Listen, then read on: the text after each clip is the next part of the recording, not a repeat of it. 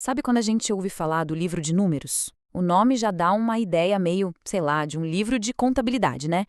Mas e se a verdadeira história não estiver nos números em si, mas na jornada? Uma jornada super dramática que esses números, na verdade, contam. Pois é, a história é bem mais interessante do que parece. Vamos entender isso melhor. Bom, para a gente entender bem essa história, nosso roteiro vai ser o seguinte. Primeiro, vamos falar sobre os dois nomes do livro. Depois, a gente mergulha no fracasso da primeira geração, passa pelos 40 anos no deserto, vê a esperança que surge com a nova geração e, no final, a gente amarra tudo, entendendo por que essa história ainda é tão importante hoje. Então, vamos começar pelo começo de tudo. O nome. Ou melhor, os nomes. Parece um detalhe, mas aqui já tem uma chave para entender a história toda. E aqui a gente já vê uma coisa fascinante. É tudo uma questão de perspectiva, né? O nome que a gente conhece, números, faz a gente pensar, bom, em listas, em contagens. Mas o título original em hebraico, Bemidbar, isso muda o jogo completamente. Bemidbar significa no deserto. E isso já diz tudo. A história não é sobre estatística, gente. É uma crônica de sobrevivência, de provação, de transformação no meio do nada, sabe? A história acontece ali, no deserto. É o cenário principal. E essa jornada no deserto começa com um povo que tinha tudo para dar certo. Vamos dar uma olhada em como essa primeira geração, a que saiu do Egito, estava preparada para a grandeza. Mas algo deu muito errado. Olha só a cena inicial, é pura ordem, pura esperança. Faz um ano que eles saíram do Egito. Agora estão acampados no Monte Sinai. Já receberam a lei, já construíram o tabernáculo, estão todos organizados, prontinhos para marchar para a Terra Prometida. O futuro parecia brilhante, né? E eles tinham força de sobra para isso. O primeiro censo mostra um número que impressiona. Mais de 600 mil homens prontos para a batalha. Isso aqui não era um bando de refugiados perdidos, não. Era um exército, uma nação poderosa, pronta para a conquista. E essa organização era de uma precisão absurda, quase sagrada. As 12 tribos não estavam acampadas de qualquer jeito. Elas tinham um lugar exato, numa formação super precisa, ao redor do tabernáculo, que era o centro de tudo.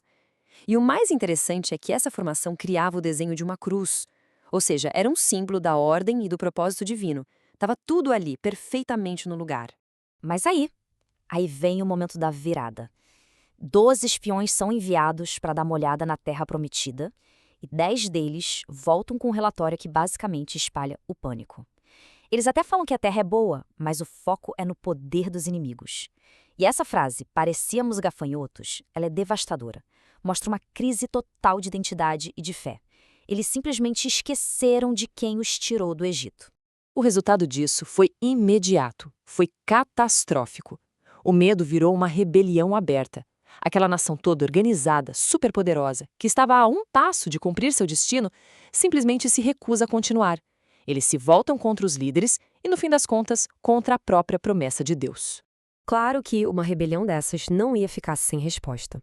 Agora a gente entra nas consequências dramáticas desse fracasso da primeira geração. O que acontece em seguida é o que a gente chama de juízo divino. Mas olha, é importante entender isso não como uma punição aleatória, mas como a consequência direta da escolha que eles fizeram.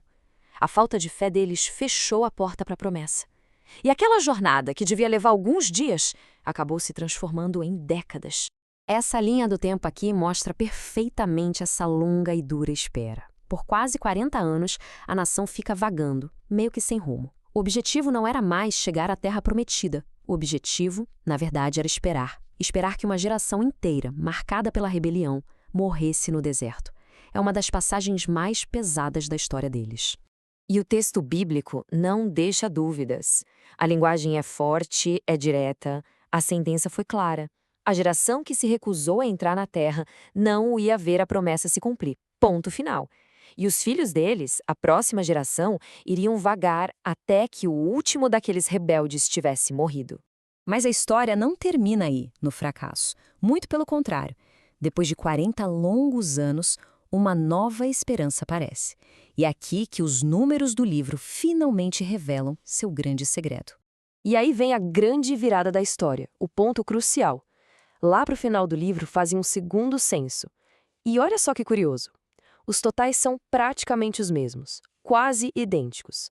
A gente poderia pensar, ué, mas então nada mudou nesses 40 anos? Mas aí que está o pulo do prato. Os números são os mesmos, mas as pessoas não são. Tudo mudou. Essa é uma geração inteiramente nova, a geração da promessa, que está ali prontinha para ter sucesso onde a geração anterior falhou. E o próprio texto faz questão de deixar isso bem claro. Com exceção de Josué e Calebe, que foram os 2 espiões fiéis, não sobrou ninguém daquela primeira geração de homens de guerra. O juízo foi completo, sim, mas a promessa de Deus continuou de pé. Ele basicamente levantou uma nova nação das cinzas da antiga. Tá, mas e daí? Por que essa história, escrita há milhares de anos, ainda importa pra gente? É porque ela toca em temas que são universais, que atravessam o tempo. As lições que a gente tira daqui são bem profundas. Primeiro, que a fidelidade de Deus continua, mesmo quando o ser humano falha. A promessa segue viva. A história também é um lembrete bem claro de que nossas escolhas, como a rebelião e a descrença, têm consequências reais. Mas, e esse é o ponto central, o juízo nunca é a palavra final. Ele vem junto com a graça, e isso sempre abre espaço para um recomeço, para uma segunda chance. É esse ciclo poderoso de fracasso e redenção que serve de exemplo, sabe? Mostrando que sempre é possível que uma nova geração se levante. Isso tudo nos deixa com uma pergunta final para a gente pensar. Essa história de uma geração que falha e outra que se levanta para cumprir uma promessa, isso não é só uma história antiga. É um padrão que ecoa pela história da humanidade e, quem sabe, até nas nossas próprias vidas, mostrando que, mesmo depois dos desertos mais longos e difíceis, um novo começo é sempre possível.